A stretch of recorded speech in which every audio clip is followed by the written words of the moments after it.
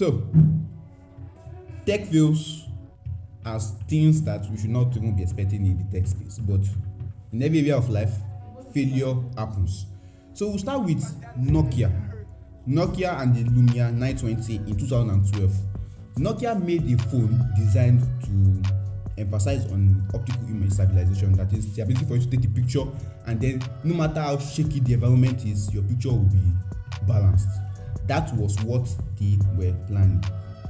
But in the advertisements, this was how the advertisement went. In the advertisement, a man was on a bike with a Nokia phone recording a girl on another bike, and then when the image was later shown, it was so stabilized, everybody was like, nice.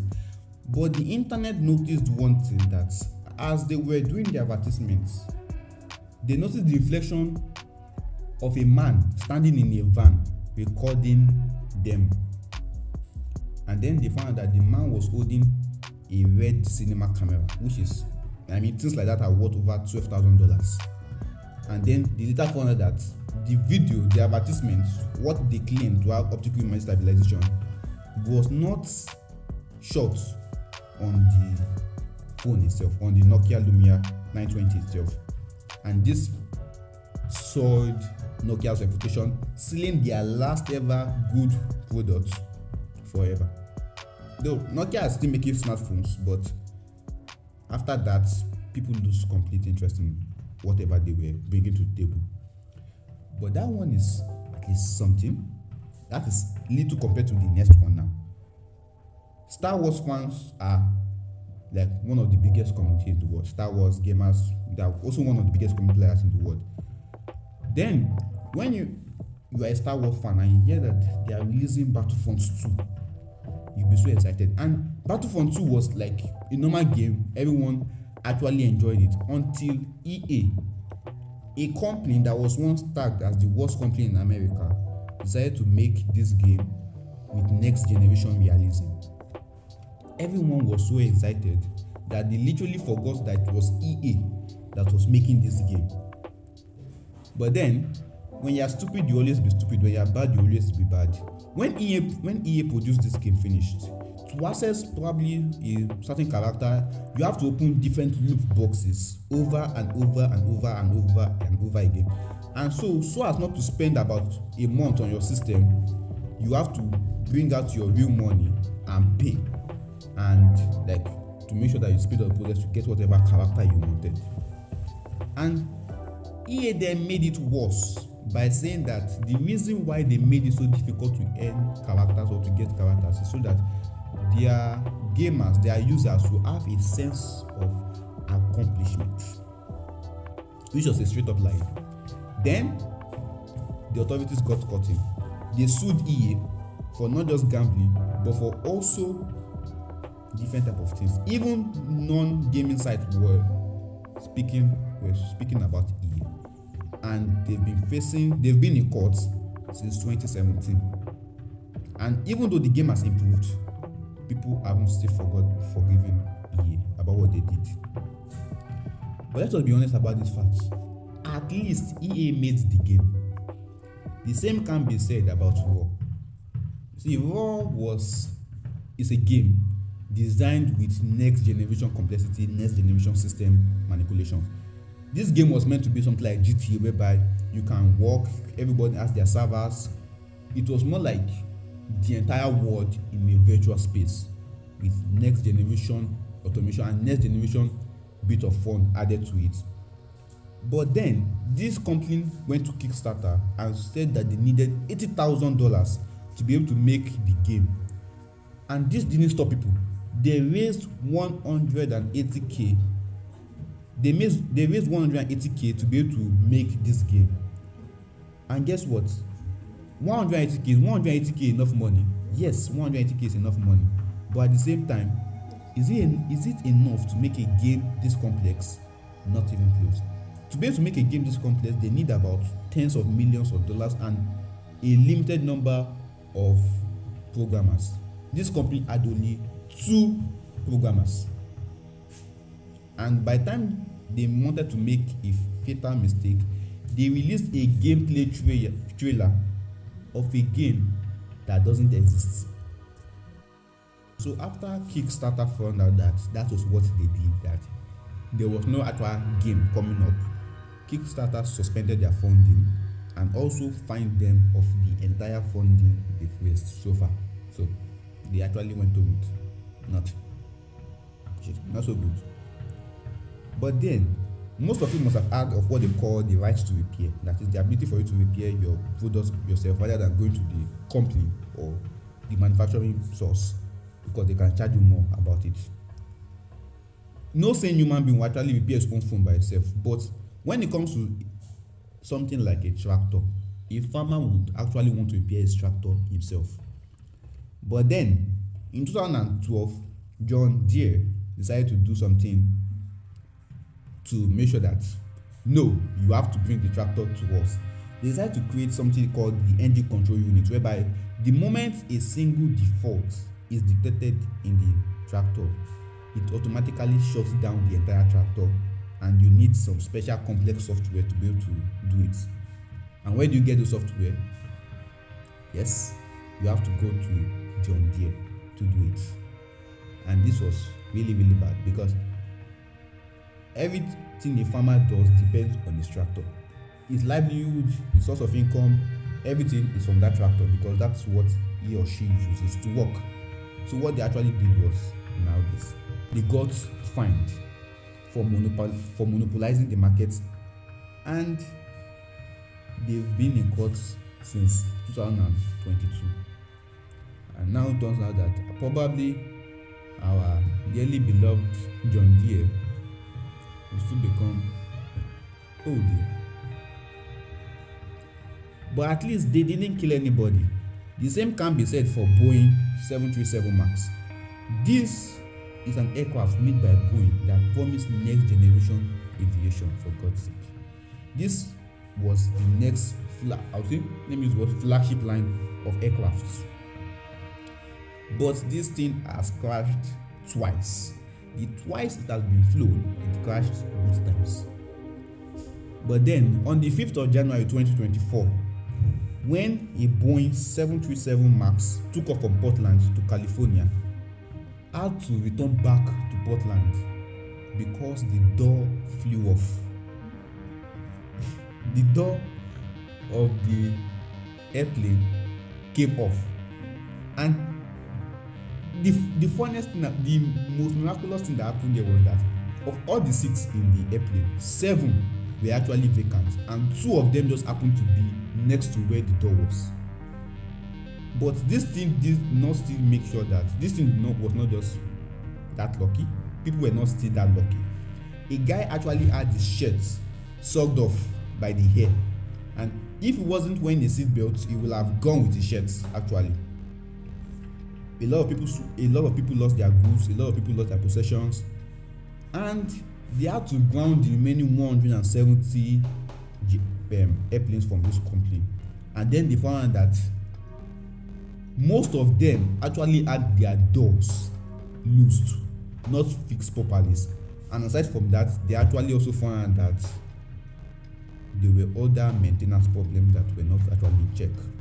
This company was fined by not only the passengers in the airplane, but by also 2 airlines, so as to get compensation of what they did to their customers.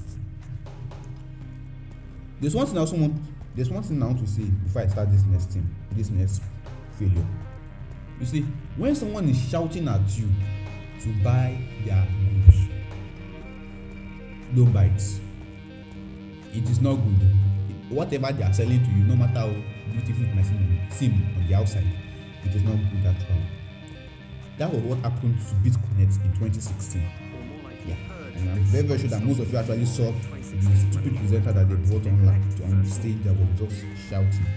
What BitConnect was promising you that was that for every Bitcoin you actually invested, or any crypto you invested, they'll be giving you 1% daily interest on top of each of them every single day. And let us do this calculation very well. If you invested $1,000 on day 1, in 3 years you would have $50 million. Right? This company was actually promising everybody free money. And what's this was how it actually worked, was that there will be a producer or the owner. He will invite other people beneath him. Those investors will pay the owner and get nothing. They will have to bring in more investors. The other investors they bring will pay the owner. Then the owner will be able to pay the initial investors, and then like that. But if you keep on doing it like that, you can't actually sustain the entire pyramid, and then as time goes on, the pyramid will collapse, and the only benefiting factor is the person on top. Yep. And that was what happened. When they found that this was what was going to happen, they were sued and they were told to return every single penny that had been invested into the company back to their customers. So, just like Raw in 2019, this company also went home with nothing, and they had to return over $50 million back to customers. That was too bad. But failure like that actually probably because of poor management, poor system checks, there was no proper planning. We can't say the same thing for WeWork, which was this company was so good, it received so much buzz, so much growth, and at the point this company was worth $48 billion. So a company worth $48 billion, how do you mess up from there? Well, they did not mess up. Their CEO messed up, making stupid decisions on top of stupid decisions. And I just feel that he did. Before the company went public, this was what he was doing: buying a $60 million private jet for himself, investing heavily in a company that makes artificial waves. That is very, very dumb. And also, there was a time he also changed the name of the company from WeWork to We Company. And the way that worked was that name, We Company, was a name he trademarked himself to sell to his own company. And after he did that, he made a profit of $5.9 million from it. But that was not even the dumbest thing he did. You see, when it was time for WeWork to go public, this was what happened. On normal note, when a company wants to go public, most CEOs wait for this time around. So probably after the company has gone public, then they tend to sell their own shares. But what Adam Newman, which was the CEO, what he did was he pulled out his entire $700 million worth of shares the night before the company went public. So, take for example, the company was to go public today. As at yesterday, WeWork was worth $49 billion. As at today, WeWork is now worth $9 billion.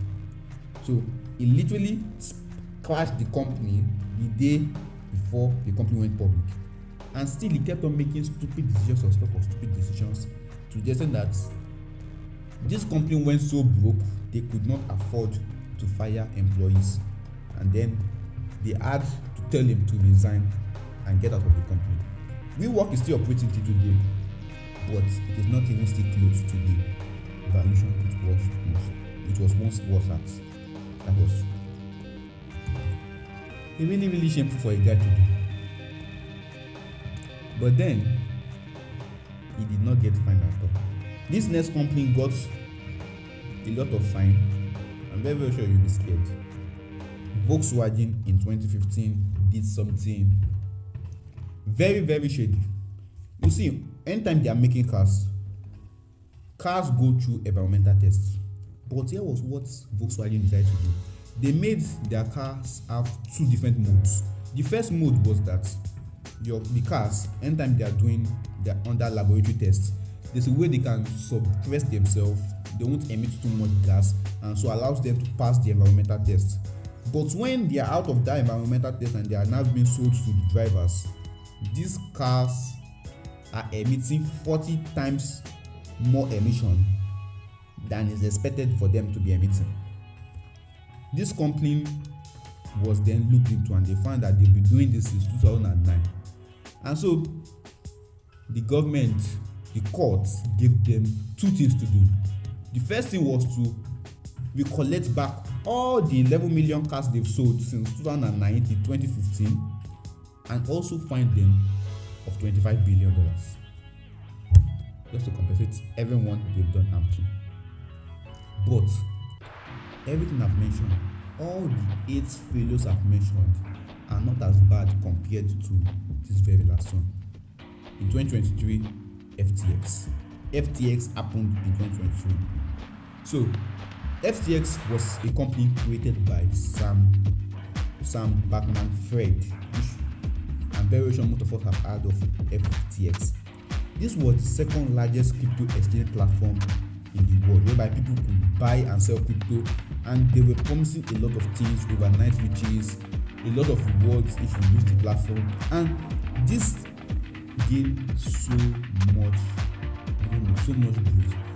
It gained so much growth, celebrity endorsements, and big sponsorship, like the Formula 1 team, Mercedes-Benz team, actually sponsored them, and the Formula 1 arena was also named the FTX Arena.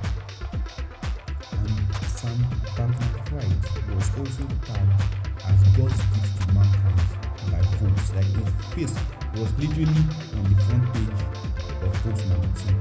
So how does someone screw up for good?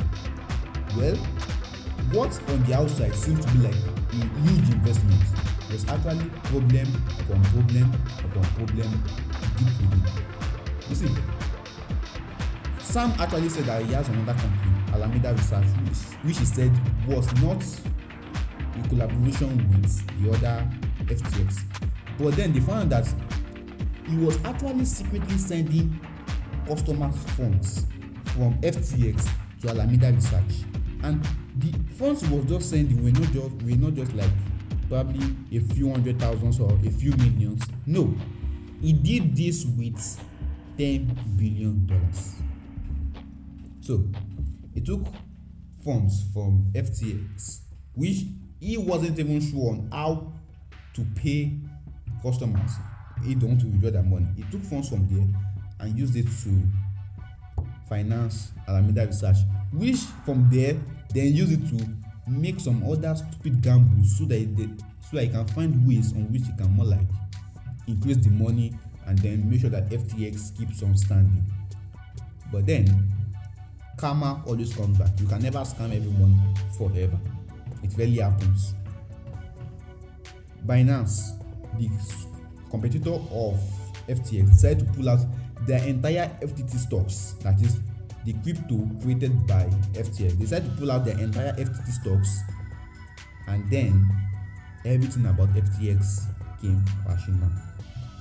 And this is not just the major problem they actually had. One major problem they actually had was the fact that if you are like a trading platform like that, you are supposed to have liquid assets. That is, whenever the customer wants to, or the consumers, whenever they want to pull out their crypto in exchange for cash, it must be readily available. FTX did not have that. So when Binance pulled out all their FTT tokens and sold everything and decided not to involve in FTX again, the company came crashing down. Like, it came crashing down, and Sam Bankman-Fried is now currently facing 115 years imprisonment. You can't like go with all discounts forever. Which of these ones actually surprises you the most, and which one do you think you want me to explain more in an upcoming video? Subscribe, and I'll catch you in the very next one. Bye.